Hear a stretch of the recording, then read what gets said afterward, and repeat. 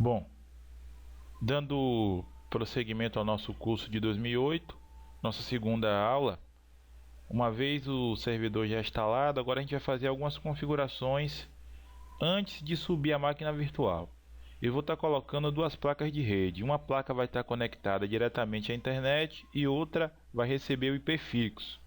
Então, fazendo uma analogia, uma placa vai estar conectada diretamente no modem do Velox, do modem da GVT, do Speed, da NET, e a outra placa vai receber IP fixo. Como é que eu faço isso? Eu vou clicar em configurações, aqui na guia rede, eu tenho já uma placa em modo NAT. Ok, posso deixar em modo NAT.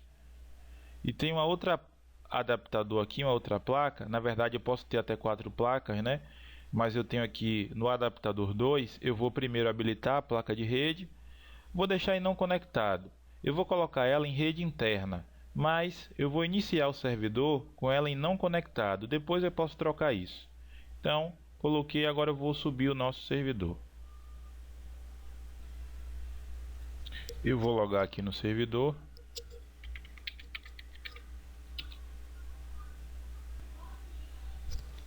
E o que é que acontece? Assim que eu entro, ele vai carregar as tarefas de configurações iniciais, ou Initiation Configuration Task, tá? O ICT do 2008 Server. O que é que eu tenho aqui? Fuso horário, placa de rede, nome do computador, atualização do servidor. Tenho aqui firewall, área de trabalho, posso adicionar recursos e funções, mas a gente vai falar disso mais para frente. Essa é a primeira tela que a gente encontra ao entrar no servidor. E a gente vai fazer as configurações básicas. Então, primeiro eu vou configurar aqui o nome do computador, porque vocês lembram, na instalação não tivemos nenhum campo para colocar o nome do servidor. Então ele abre essa tela, eu vou clicar em alterar e observe que aqui eu tenho o nome do computador, um nome meio estranho que ele criou durante a instalação. Então eu vou colocar o nome do meu servidor, tá? O nome do meu servidor será Undina. Você pode colocar o nome que você quiser. Ok, ele vai pedir para reiniciar. Tá aqui o aviso, ó, reinicie o computador para que a alteração funcione. Mas eu não vou fazer isso agora, vou deixar aqui, vou clicar aqui no Task Manager. Vou agora configurar minha rede. Ok? Eu tenho aqui duas placas de rede, conexão local e a local 2, tá? A gente configurou duas placas de rede no VirtualBox. Tá aqui, uma como NAT e outra não conectada. Ok? Então, eu tenho aqui a minha conexão de rede local. Nela tá como NAT, eu vou renomear e vou chamar de internet. Essa minha segunda conexão eu vou chamar de rede local. Ok? Posso no VirtualBox habilitar, colocar ela aqui em rede interna.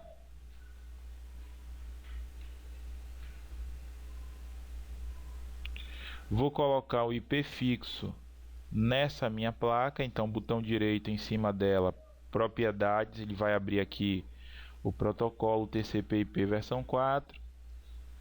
Eu vou colocar o endereço IP aqui, 192.168.1.1, máscara padrão, e aqui em servidor DNS eu vou colocar o mesmo IP do servidor, porque esse servidor também será servidor de DNS. Não coloco o gateway padrão, tá? Então vou dar OK, tá configurado. Aqui eu ainda tenho na guia avançado configurações avançadas.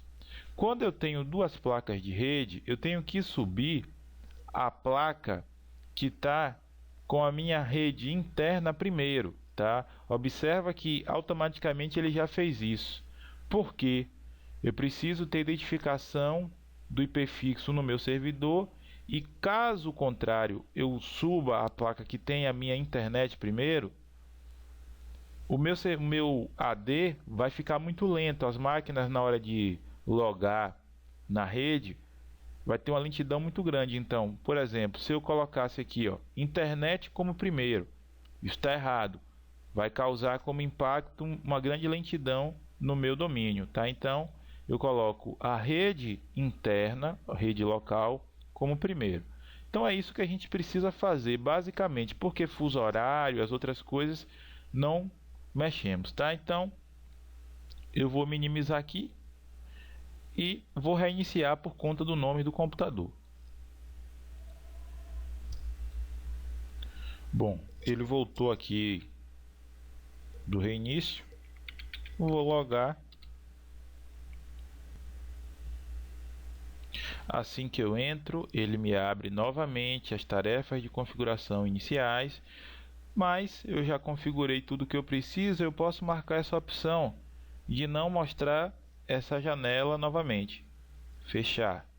Agora ele vai me abrir uma segunda tela, que é a do gerenciador de servidores, o Server Manager.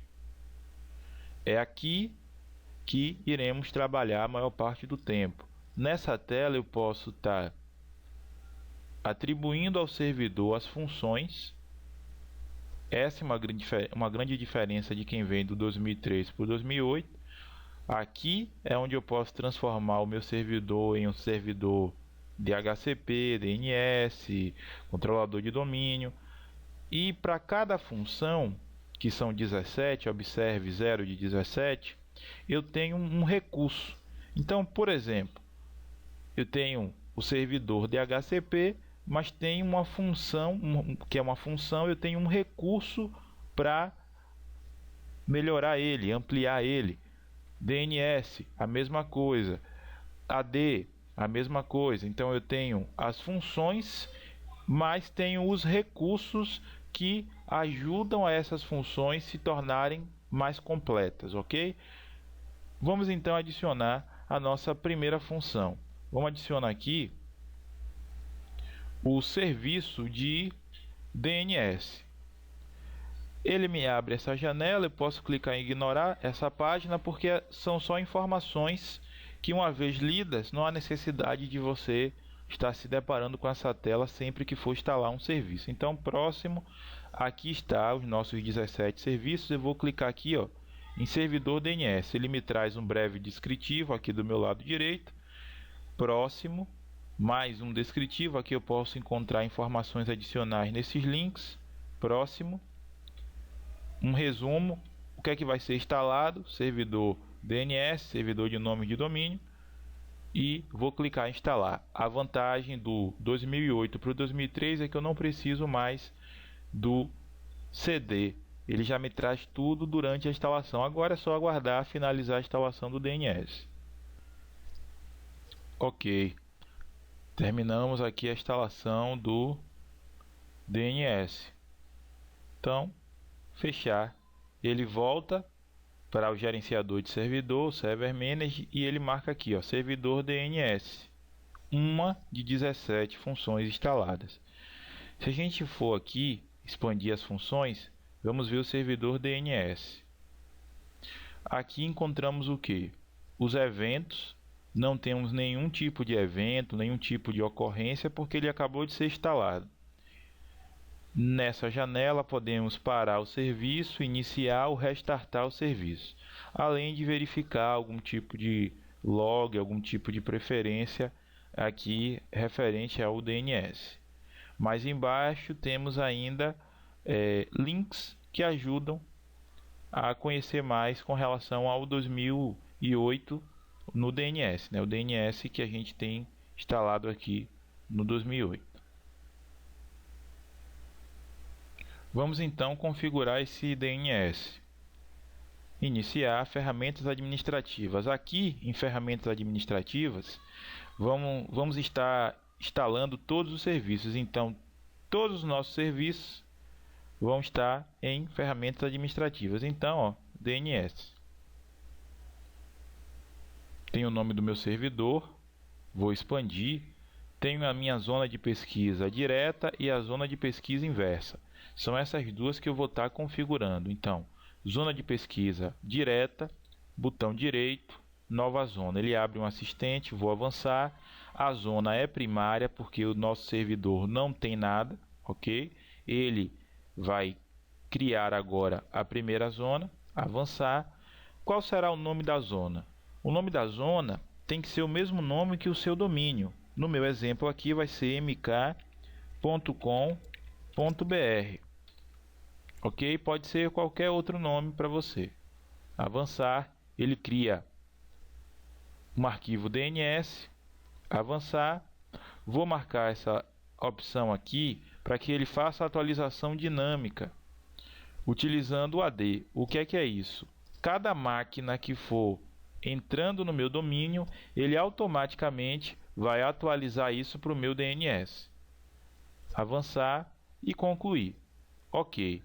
Vou expandir zona de pesquisa direta. Observa que aqui eu tenho, ó, o nome do meu domínio, mk.com.br, só que agora eu tenho que colocar isso num padrão FQDN, que é o padrão que a Microsoft recomenda para a instalação do DNS, tanto no 2003 quanto no 2008 Server. Então, botão direito, em cima do meu domínio, propriedades. O padrão FQDN consiste em o nome do meu domínio com um ponto no final. Onde é que eu vou estar inserindo isso? Início de autoridade SOA. Tem o campo servidor primário, que apenas tem o nome do meu servidor. Aqui, após o ponto, eu vou estar colocando o nome do meu domínio, mk.com.br, com o ponto no final. Eu não posso esquecer do ponto no final. Certo? Vou copiar, porque eu vou ter que colar isso em mais campos. No campo responsável, host master. Esse campo é um campo que pertence ao administrador DNS. É o endereço de e-mail do DNS, ok? Vou aplicar. Agora, na guia servidores de nomes, eu vou editar. Notem, eu só tenho aqui o nome do meu servidor. Ele não está no padrão FQDN, então vou colar para não ter que digitar novamente. Nome do meu servidor, ponto, nome do meu domínio com um ponto no final. Antes de adicionar ele, eu tenho que inserir o IP. Vou clicar aqui embaixo, vou apagar e vou inserir o IP do meu servidor, 192.168.1.1. Ok. Vou clicar em OK, aplicar. Agora ele sabe que o ondina.mk.com.br corresponde ao IP 192.168.1.1. Essa é a configuração básica. Eu ainda preciso criar um registro do tipo A, que é um registro do host do meu próprio servidor. O IP do meu servidor, não o nome, mas sim o IP do meu servidor. Ok, o registro foi adicionado com sucesso. Observem que eu tenho um registro do tipo A com esse determinado IP. Vou agora configurar minha zona de pesquisa inversa, que ele vai fazer justamente o inverso da minha rede. Quando eu pesquisar por IP, ele vai me entregar o nome a quem esse IP pertence. Vou avançar, nova zona, zona primária, avançar. Aqui eu vou colocar o reverso da minha rede, que é 192.168.1. Não vou estar colocando o último octeto, ok? Avançar, avançar. Vou marcar novamente, permitir atualizações. Avanço e concluo. Ok, ele criou. Eu tenho aqui a subnet, mas também não está no padrão FQDN. Propriedades, início de autoridade SOA. Faço a mesma coisa que eu tenho na minha zona direta. Editar. As definições de vírus foram atualizadas. Colar. Se eu clicar em resolver, Observe que agora ele já resolve para mim aqui. Me diz que ondinamk.com.br é o IP 192.168.1.1. Vou aplicar, ok. Agora, para finalizar a configuração do DNS, eu vou criar um registro do tipo ponteiro. Então, botão direito, novo ponteiro. Ele já tem aqui. Vou apenas apontar para quem? Para o meu servidor. Ok. Com isso eu já tenho aqui o reverso da minha rede. Como é que eu testo isso? Utilizando aqui o comando nslookup.